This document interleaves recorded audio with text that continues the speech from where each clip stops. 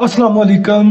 अगर आपसे मैं ये कहूँ कि दुनिया की साइंस को बदलने वाला इंसान, कभी खौफ के साए में वो जिंदगी जिया, कभी हिजरत पर मजबूर हुआ, कभी उस पर धोखे और झूठे इल्जामात लगाए गए थे और आखिरकार वो दुनिया से तन्हा रुखसत हुआ था, तो क्या आप यकीन करेंगे आज मैं आपको ऐसी ही सच्ची कहानी सुनाने जा रहा हूँ।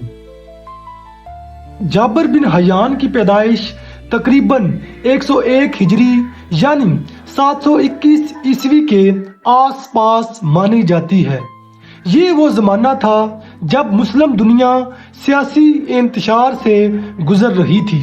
इस वक्त बनु उमैया की खिलाफत कायम थी और इक़्तिदार के खिलाफ सोचना भी खतरे से खाली नहीं था। जाबिर बिन हयान ने अपनी आंख एक ऐसे दौर में खोली जहां सच बोलना आसान नहीं था। जाबिर बिन हयान के वालिद हयान अब्बासी तहरीक के साथ वाबस्ता समझे जाते थे। इसी सियासी कश के नतीजे में जो बनु उमैया और बनु अब्बास की थी, क्योंकि जो हयान थे वो बनु अब्बास के साथ थे, तो इसीलिए उनको कत्ल कर दिया गया था। ये तारीख में रवायात में आता है। एक बच्चे के लिए इससे बड़ा सदमा और क्या हो सकता है। बचपन ही में जाबिर ने सीख लिया कि सच्चाई की कीमत अक्सर बहुत भारी होती है।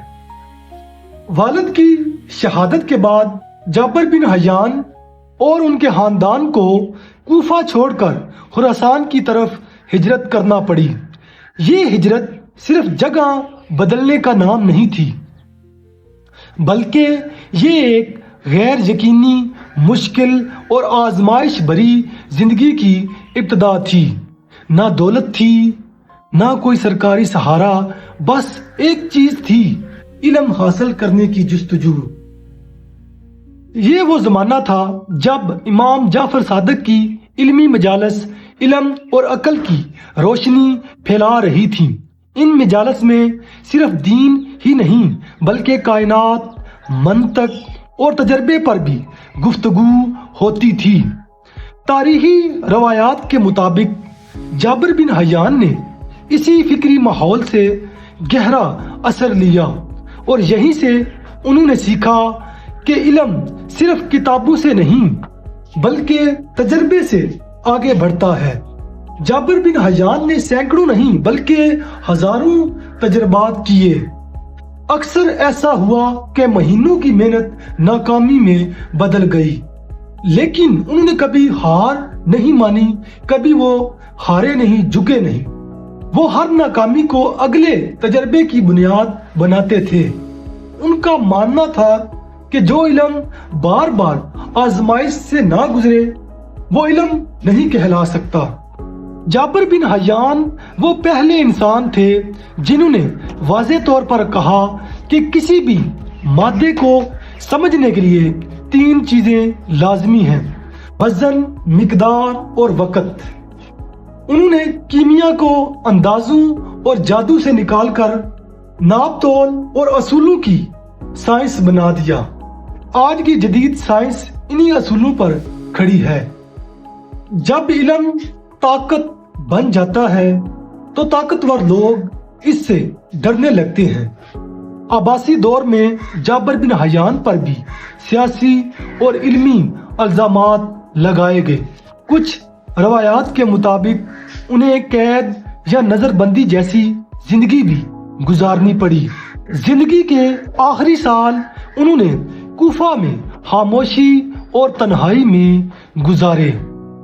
तकरीबन 200 हिजरी यानी 815 ईस्वी के करीब ये अजीम साइंसदान कूफा में इस दुनिया से रुखसत हो गया।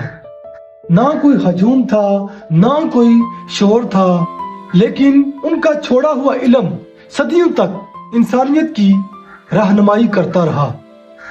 जाबिर बिन हयान ना बादशाह थे, ना वजीर थे, ना जर्नैल थे, वो सिर्फ इल्म के तालिब थे।